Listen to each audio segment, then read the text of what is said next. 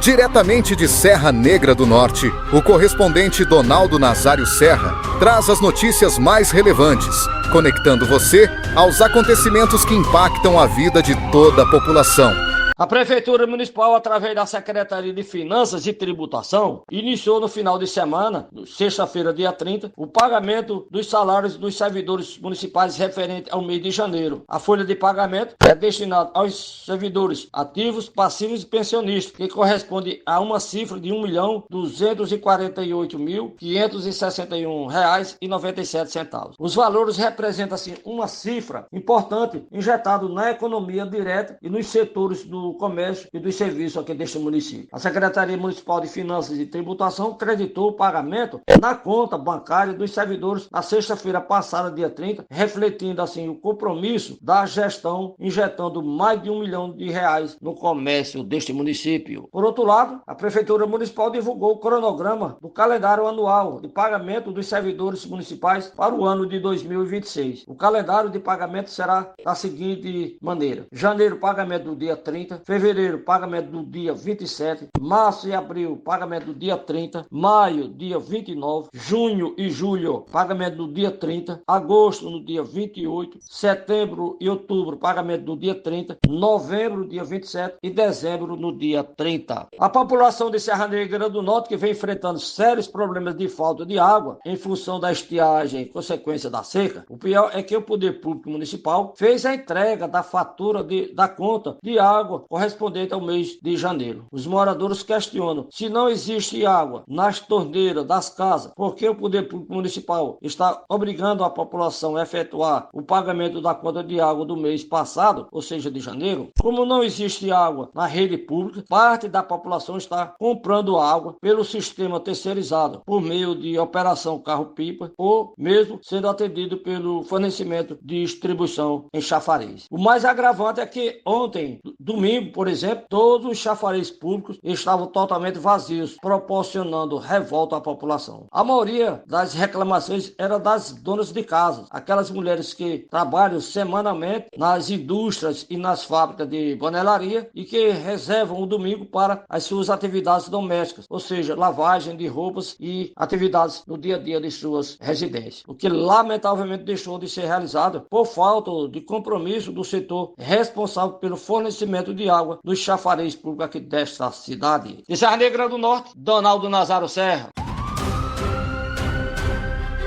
Agora, fique com o editorial da notícia, uma análise precisa e reveladora dos fatos com a imparcialidade, clareza e único compromisso com a verdade.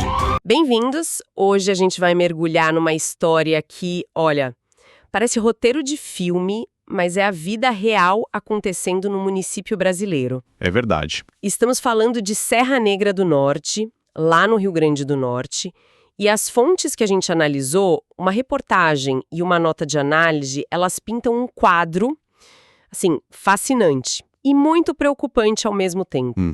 De um lado, a gente tem uma prefeitura que parece funcionar como um relógio suíço, pelo menos na parte financeira. Do outro, essa mesma gestão parece, sei lá, incapaz de garantir o serviço mais básico de todos para sua população. E essa dualidade que diz muito sobre os desafios da gestão pública no Brasil, né? A nossa análise aqui vai ser justamente tentar entender como isso é possível. Exato. Como é que uma mesma administração consegue ser tão eficiente numa área e aparentemente tão negligente em outra?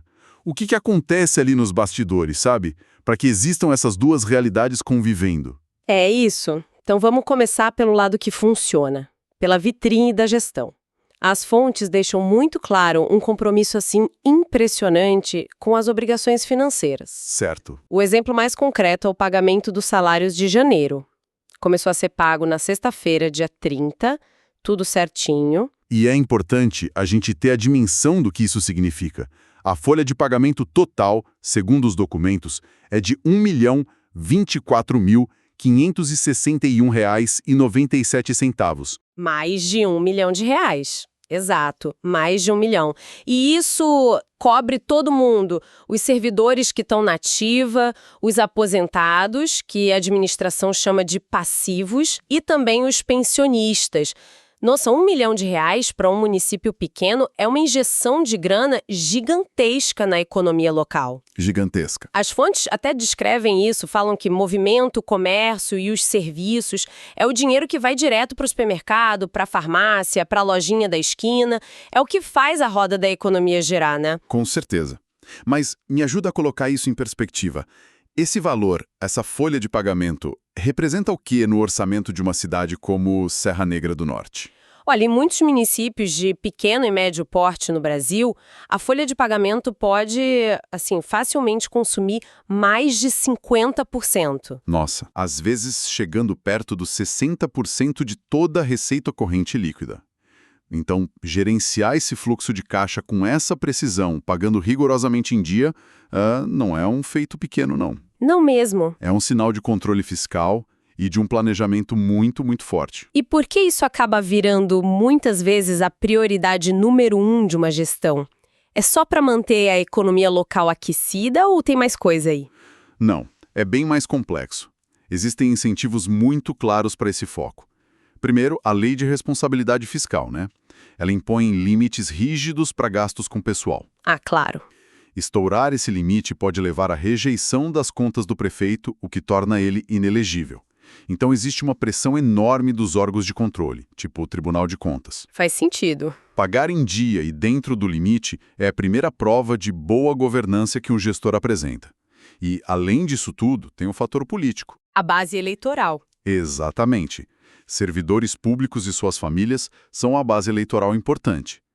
Salário em dia significa estabilidade, previsibilidade, o que se traduz, claro, em capital político. Faz todo sentido, é uma vitória visível, fácil de comunicar. E essa ideia de planejamento fica ainda mais forte com outra informação que as fontes trazem. Qual? A prefeitura não só pagou janeiro em dia, como ela divulgou o calendário anual de pagamentos para o ano inteiro, para todo o ano de 2026. Isso é uma prática excelente. Excelente em termos de transparência e de gestão de recursos humanos, sem dúvida. Mostra que a Secretaria de Finanças e Tributação não está só apagando incêndio, sabe? Exato. Ela tem uma visão de longo prazo das suas obrigações, das suas receitas. Eu fiquei olhando o calendário, é impressionante. Janeiro, dia 30, fevereiro, dia 27, aí pula para maio, dia 29, junho e julho, ambos no dia 30, e isso vai até dezembro. Isso dá uma segurança para o servidor. Total. É uma demonstração de confiança na própria capacidade de gestão. O servidor pode planejar a vida, fazer um crediário, organizar as contas da família. E aqui está um ponto-chave. Essa eficiência, ela é mensurável, ela é auditável e ela é facilmente transformável em notícia positiva. Sim. Um calendário de pagamentos é uma peça de comunicação poderosa. É um documento que prova a competência da gestão. Agora, compara isso com a complexidade de resolver um problema de abastecimento de água no meio de uma seca. São mundos diferentes. Completamente diferentes. A natureza do desafio é outra. Pois é, e essa transição perfeita. Porque a imagem que a gente tem até agora é a de um cofre bem guardado, de planilhas organizadas, de um relógio suíço. Mas a gente precisa sair da sala do tesouro, da Secretaria de Finanças e ir para a rua, ir para a casa das pessoas. Porque é lá que essa imagem de eficiência se despedaça, completamente. É onde a gestão abstrata dos números encontra a dura realidade da vida cotidiana. E a realidade é que Serra Negra do Norte enfrenta uma estiagem prolongada e, como consequência, uma grave falta de água. As torneiras estão secas. Uma crise que, por si só, já seria um teste gigantesco para qualquer administração.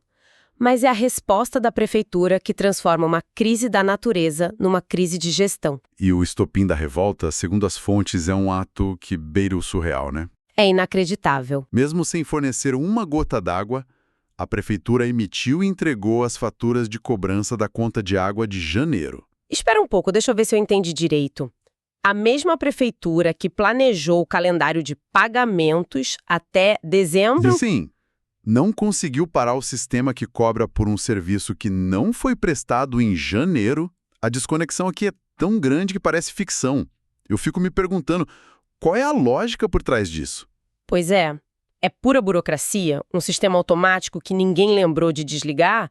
Ou tem alguma justificativa técnica para isso que a gente não está vendo? É uma ótima pergunta e pode ser uma mistura de fatores, sabe?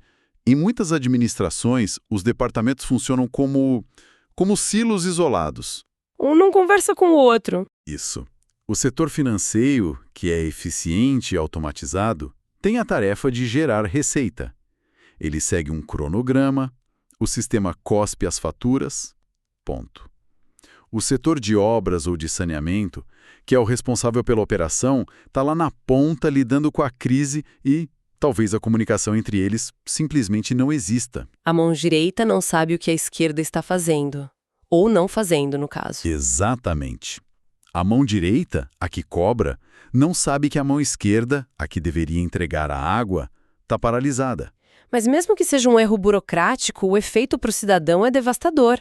A mensagem que passa é de um profundo descaso, né? Exato. Vai muito além da falha técnica. É aqui que se instala o que a gente chama de crise de legitimidade.